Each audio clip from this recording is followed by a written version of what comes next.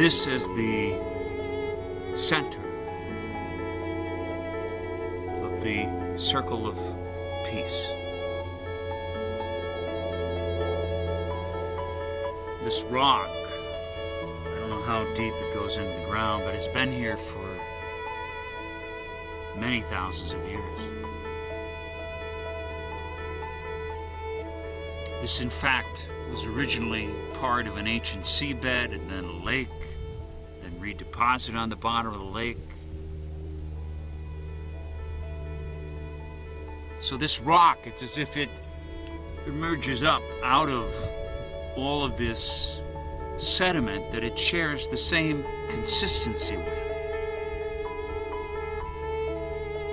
Just like a wave that comes up out of the ocean.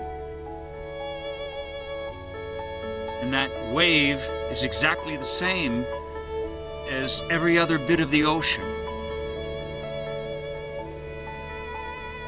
It's part of all this one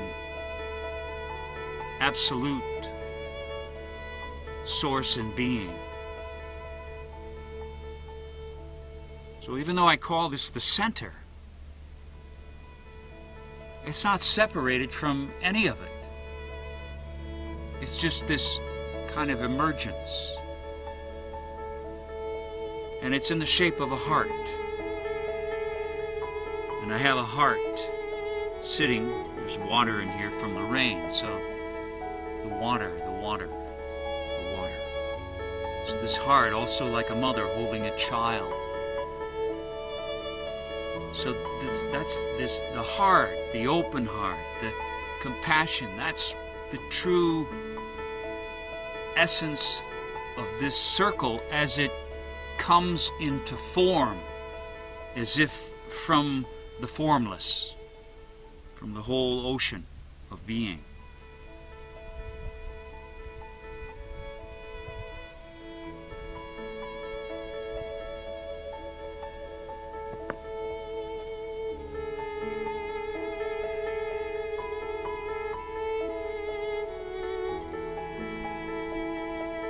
So this is something that's unique that comes in.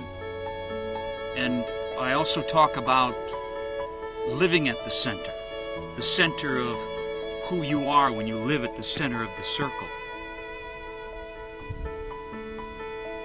So you could feel this as your most deepest, truest, essential self. Inseparable from the ocean of being, but just this little rise up out of it. And its first manifestation is as love, compassion, the heart. So then as we continue as if to emerge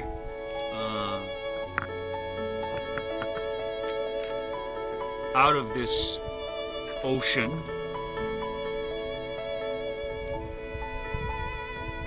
now we come into more form. It's as if now we're being born, and we begin to manifest, so to speak.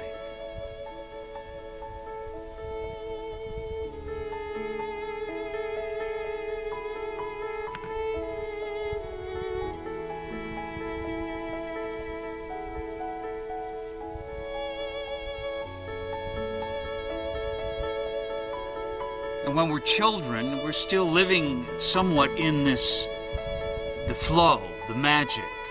We're not completely separated until we start to regain a name, we gain a history, we start to think a lot, we protect ourselves a lot. So now we get to add this head. And this head begins to separate us from what's below. Everything gets polarized into this head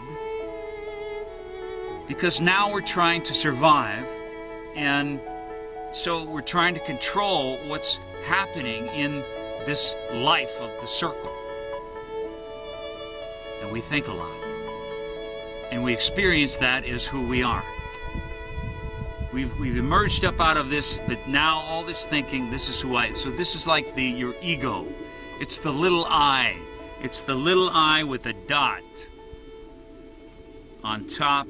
In a sense, the head is separated from what's below.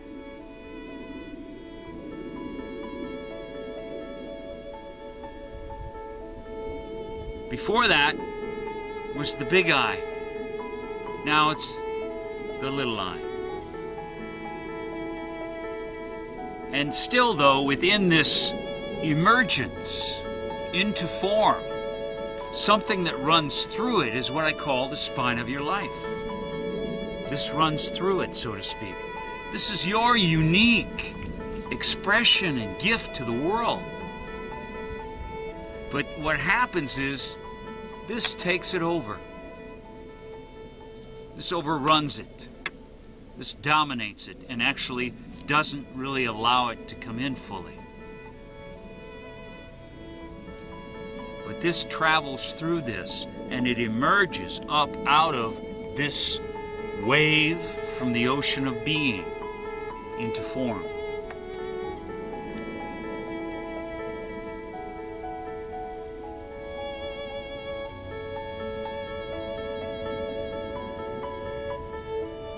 So what's the way back home? We try to use this as the way back home. We study, we think, we figure out, we analyze, we have all kinds of techniques, and we keep using this, and if we can accumulate more, then we'll get it.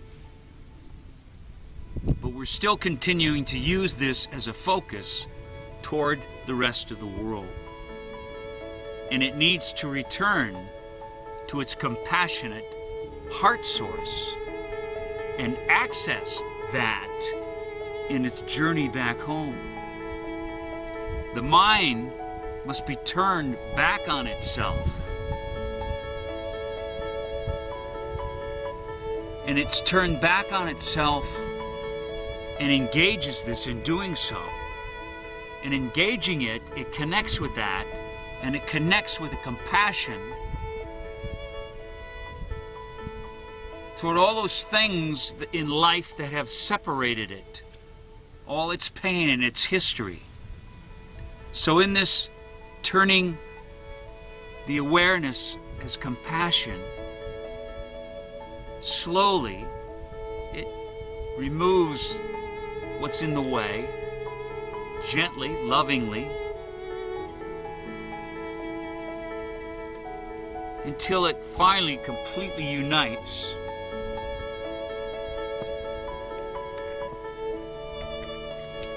this center heart. And you could call this the journey of reconnection to the big I. The I that is not separated at all. It's connected with this emergence.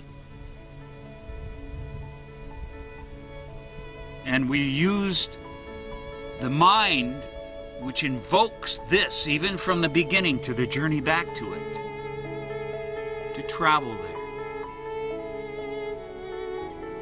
And eventually, when you've removed enough, it is as if you're traveling and you're coming down. And you're coming down. So that ultimately, you want to spend more time, more moments in the day like this,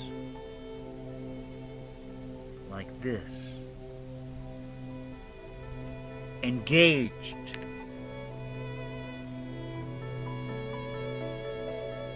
This journey is through the use of your breathing, your relaxing, your giving up, your history, your giving up, your memories. You give it all up.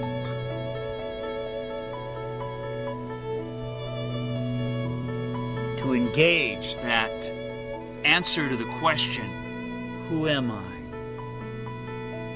And you hold that. You hold that lovingly. And you stay there. And you stay there.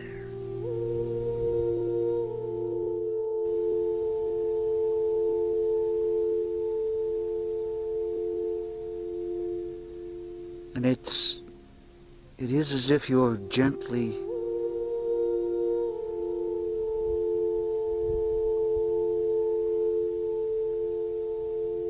holding on to this quiet presence that you are.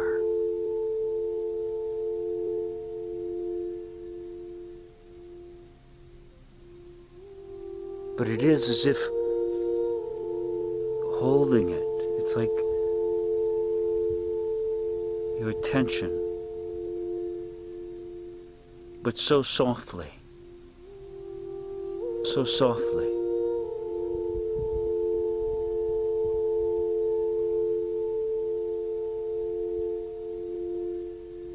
As if this, who am I, it brings you here.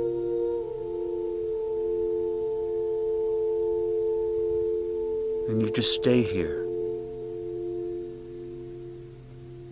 You just stay here.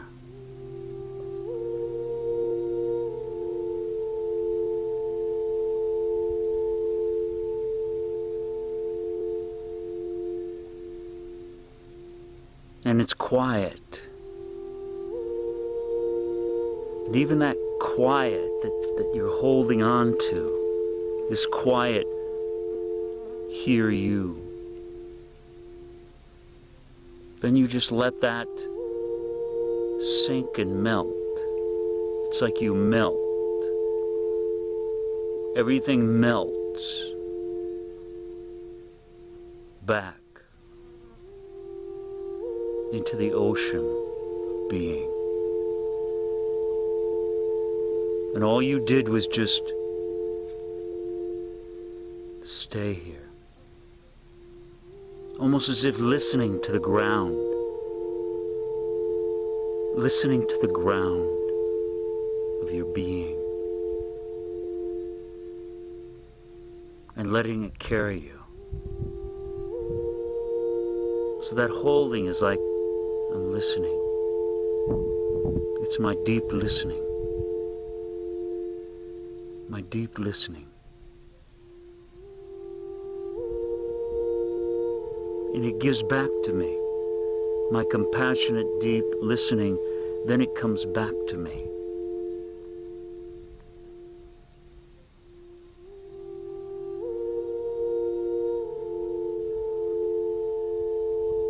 And even as I invoked this journey back to this, through all these layers,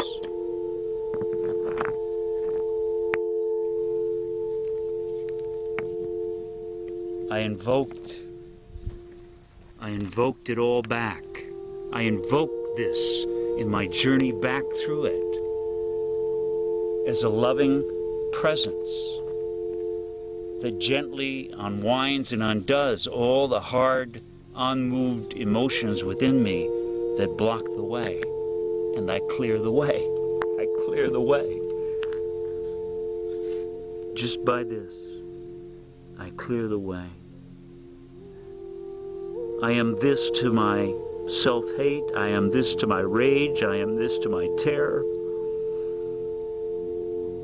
I am this to my impatience, my selfishness, my greed. And in being this, I journey back to this.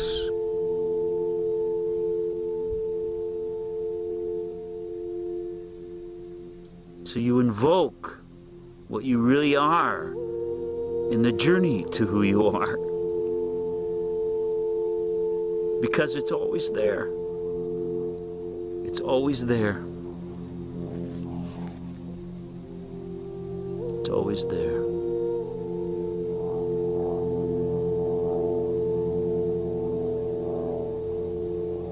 So when I come to my circle and just sit on this rock, essentially, this is what I'm doing.